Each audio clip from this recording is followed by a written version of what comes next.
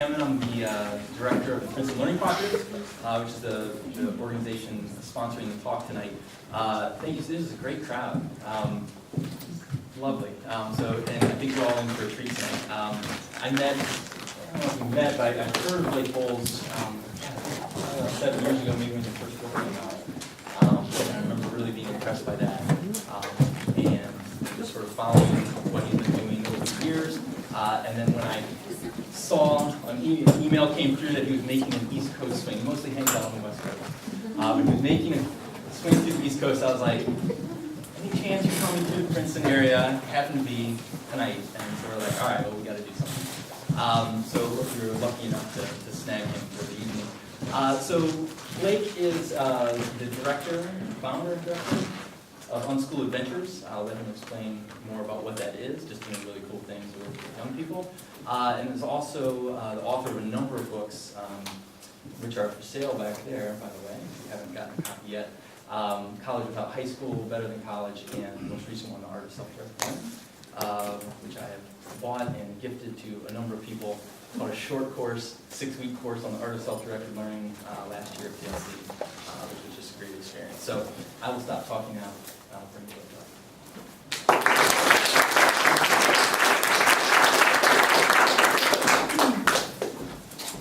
Joel and Katie and Allison, who's not here, were kind enough to show me around Princeton University and buy me dinner. And this is a free event, but are you accepting donations for the? For you, not for us. Not for you. Okay, so buy my books. I'm really appreciative to be hosted by them. So, hi, I'm Blake, and this is about the book, the red one, The Art of Self-Directed Learning, and let's just get into it. When I was 11, I went away to summer camp for the first time, and I didn't brush my teeth for 2 weeks. It was awesome. I never felt freedom like that before. I went back the next year, age 12, and I met a girl who was 14. And I told her that I was 13. Because back then, it makes a big difference whether you're 12 or 13. Right? 12-year-olds are kids, 13-year-olds are somehow magically different. Anyways, we dated, which meant held hands for 2 days.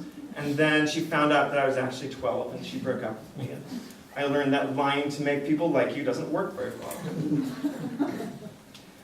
2 summers later, I went back again at age 15 to do the most challenging backpacking trip. This is a wilderness camp in California. I'll talk about it a little bit more later in the presentation. But they have 2-night, 3-day backpacking trips. And the most challenging one is called the Ascent. And on the Ascent trip, you have to interview to get onto the backpacking trip. And then once you're on there, you and the other members of the trip plan the entire route. You plan which food you're taking, how many stops you're going to take. If you want to do a crazy, up and over 4 mountains in 1 day, you can try to do that. Or if, like me, you find some natural water slides along the way and decide that we're just going to stop here for the next 2 days and play on the water slides and eat orange drink mix powder right out of the bag, then that's what you do. And that's what we did. And that's what I'm doing. And again, I never felt such freedom, but it wasn't just freedom to do whatever we wanted. It was freedom matched with responsibility and with some actual decision-making power. And so summer camp made a big impact on me, but I didn't really realize the impact until a little bit later. I was going to California public schools and went to generally good schools and generally suburban neighborhoods, and I did well in math and science, and so I did what you're supposed to do when you do well in school. I went straight to college, and I went to the best school I could get into, which was Berkeley, and I studied the most impressive sounding major that I could choose, which was astrophysics. And yeah, it's like, oh, astrophysics at Berkeley, that makes you sound really smart, right? And so we're all about impressions nowadays, and I happen to make a good one on myself. I think, though, in retrospect, the real reason I wanted to study astrophysics was because I watched the movie Contact in 1997 with Matthew McConaughey, Jodie Foster. Jodie Foster is the astrophysicist who communicates with extraterrestrials, and then they beam down instructions to build a machine, and she gets to be the passenger in the machine and goes to another universe. And And Matthew McConaughey is this hunky, like, religious guy, and they have this science and religion conversation. I'm like, oh, that's obviously what every astrophysicist does. So I'll do that. That delusion went pretty well for 2 years. And I did all the undergrad, the prereq stuff before I got into the really heavy upper division classes. And what really made me realize that I was being delusional was a class called quantum mechanics, which is a physics course in which no longer is physics something you can see and visualize and tell little kids about, okay? It's no longer blocks sliding down planes with certain coefficients of friction. It's just math. It's just equations. And I could tolerate math, and I could do it just barely well enough to get through the physics. But once I hit this, I was like, uh-oh, a little light went off. Like, I'm going to be a really crappy research scientist. I saw my path, and I said, well, I always have my backup plan of being a high school science teacher. I know that I like summer camps. I know that I like working with young people, especially teenagers. And so that was my default plan. And so I was thinking, okay, maybe I'll just keep writing out this major, just graduate, and then I'll figure out what I can do. And then this guy happened. Oh, wait. Oh, I jumped ahead. I'm so sorry. Let me tell you a little bit about summer camp versus real life. Here are a few more details. At summer camp, I had control over my schedule, versus at school, I had no schedule control. It's just, here, show up, do this, go to the next class. At camp, I could go really deep into my interests. If I wanted to learn windsurfing, I took windsurfing classes, and that's what I did at summer camp. At school, we're sort of forced to just go, you can only go a little deep into a lot of different subjects. If you're really into physics, if you're really into history, if you're really into woodworking, you can't really go that deep into it. There's a sort of prohibition against mastery. Social life was fairly traumatic for me. As soon as I went into middle school, I realized that I had to join a tribe. Because if you're not a tribe, the only thing worse than being part of the lower caste in the middle school hierarchy is not being part of any caste. And so I joined these skaters, and I learned how to skate, and bought the appropriate clothing. I never really fit in, and they kind of kicked me out of the tribe in 9th grade anyways. But at camp, I just got to show up as myself and be a social freelancer. At camp, I was just treated again like a person who had interests. And at school, I was treated like my test scores, which were pretty good in school, and so I got treated well, but it still didn't feel good to see how the other kids who didn't get good test scores were treated. And also, there was this pernicious effect of those who did get good test scores. We became kind of like lapdogs. And the idea of doing something different or kind of deviating from the mainstream path became more and more difficult as we accumulated more and more gold stars. Kind of became emotionally dependent upon that. And finally, I went to camp because I chose to. I got asked by my parents, would you like to go to summer camp? And I got to say yes or no. And at school, it was just September, time for school. Okay, sorry for the retrogression. So, going back, I had all these camp experiences. And then I went through college, and I was like, maybe physics, maybe I'll become a high school science teacher. And then this guy happened to me. Raise your hand if you know who this is. Oh, about 96% of you are in for a treat tonight. Because this guy is somebody who you should Google immediately. Not like right now. And his name is John Taylor Gatto. G-A-T-T-O. And he taught in New York City public schools, both some of the best, some of the worst, for 30 years. And the final year of his career, 1991, he won New York City Teacher of the Year for the 3rd time in a row, and New York State Teacher of the Year. And that same year, 1991, he wrote an op-ed to the Wall Street Journal that said that he no longer wants to make a living hurting kids anymore. And he quit teaching forever. Hurting, H-E-R-D, or? Hurting. Hurting also. Hurting. Now, he won these awards because he had done all sorts of innovative stuff, getting public school kids out of the classrooms into the community, doing projects, doing internships, going and researching what all the best public pools in the area were, and creating a document that they could share. Going and seeing how much it costs to outfit an apartment in Manhattan, and how much average rent prices are in different neighborhoods. I remember there's a great video online called Classrooms of the Heart, in which he has these two 12-year-old middle school girls, and he's helping them get into the cab of a long-haul truck, and they're doing a job shadow with a long-haul truck driver.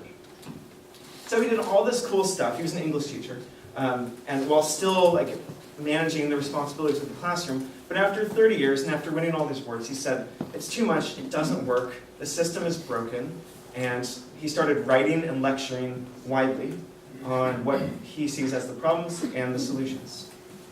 And so I picked up his book called A Different Kind of Teacher. It was given to me by a friend. And it was one of those books where you pick it up and it's like 2 hours later someone says, oh, it's dinner time. You're like, oh, I'll be right there. And then 2 hours later, distractions melt away. And so I just consumed this book. And the next thing I had to do was go into Amazon and find all the related books. People who purchased John Taylor Gatto also purchased Grace Llewellyn, who wrote the Teenage Liberation Handbook. Also purchased A.S. Neal, who wrote Summerhill. Also purchased Dan Greenberg and Mimsy Sadowski, who wrote the Sudbury Valley School books, and on and on and on.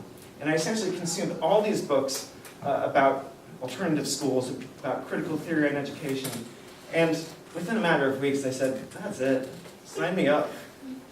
I pretty much realized I didn't want to go into the system that so many people had eloquently written about attempting to work with and ultimately failing and giving up out of frustration.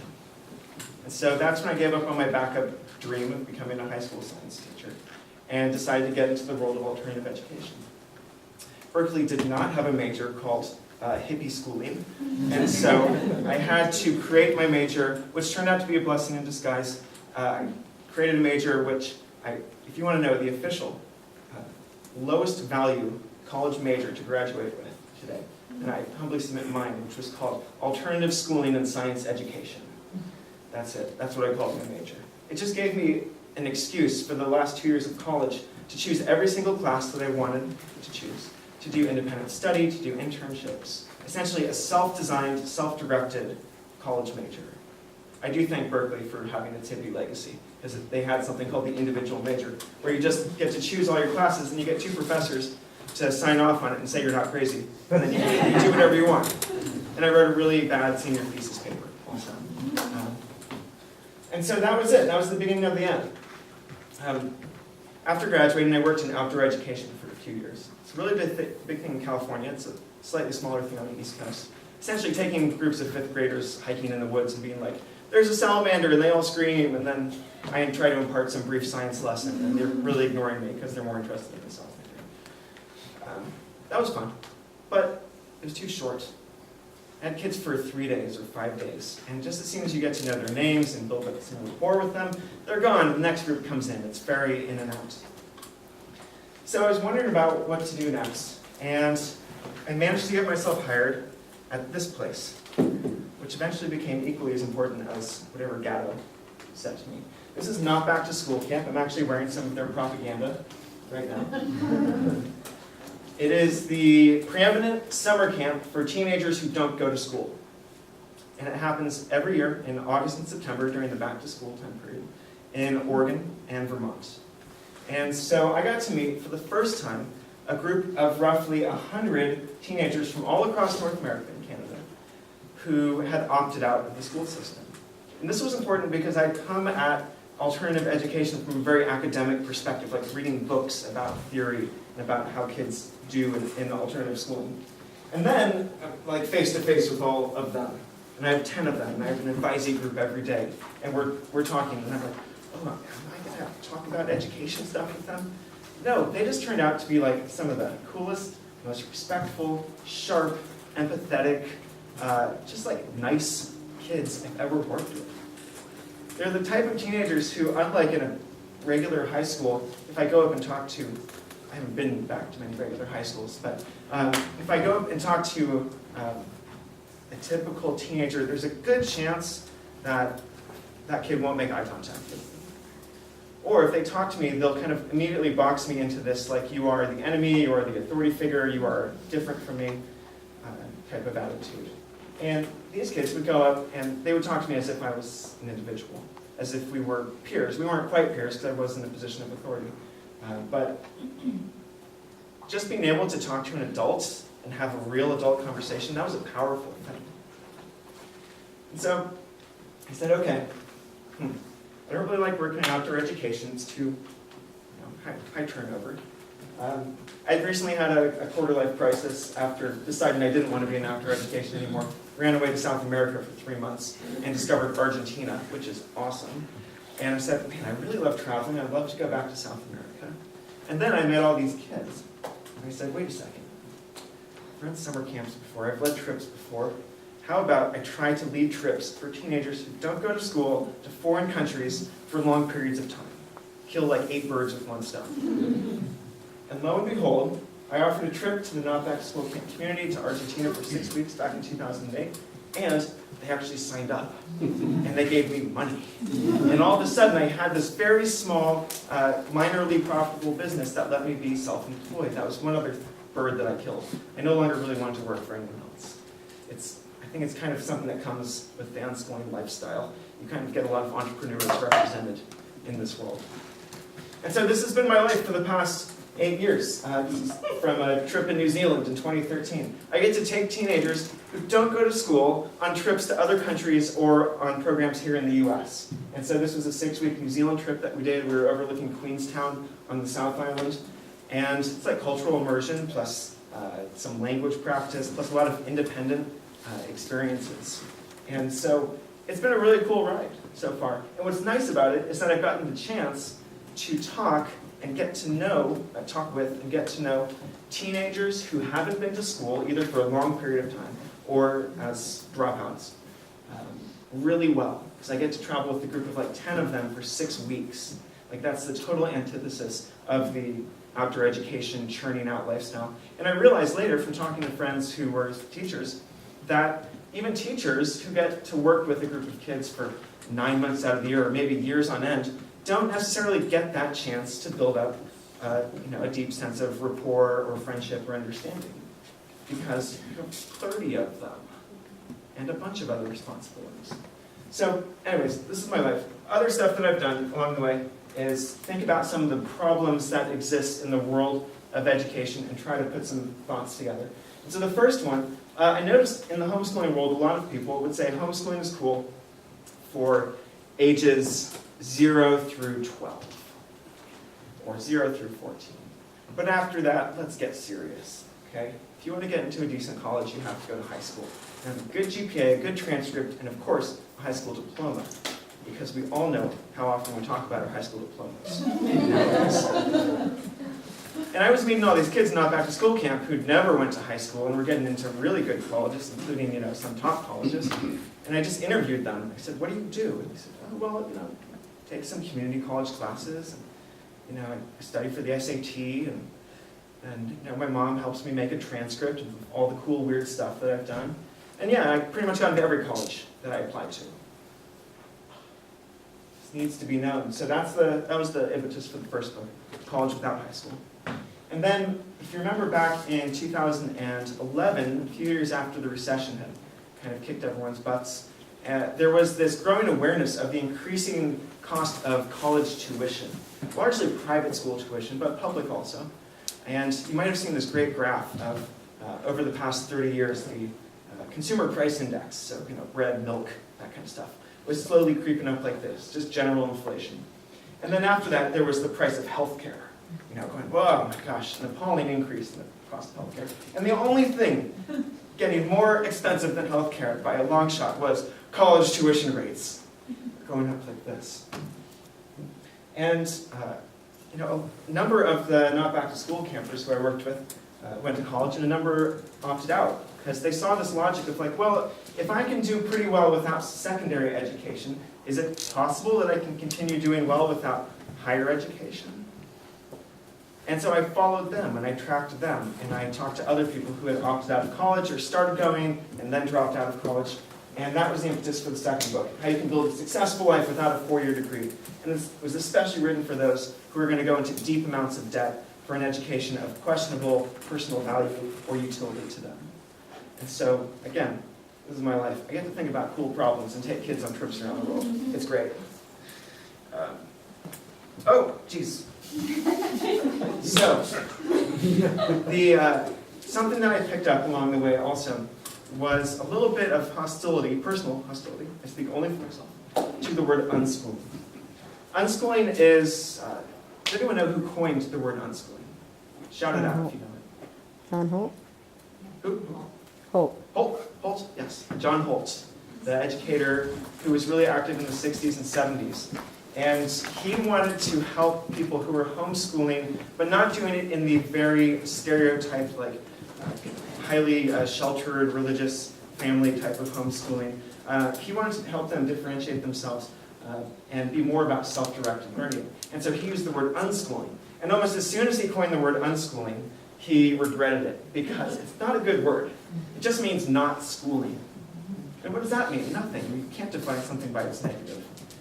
And so as I was getting more into this world of unschooling, because that's primarily who goes to this camp and who are going on my trips, I realized that there was a lot of kids who were doing unschooling well. And then there were some families who were doing weird stuff and had weird beliefs associated with unschooling. And the one that chafed me the most were people who thought that unschooling meant not school and therefore nothing that looks like school.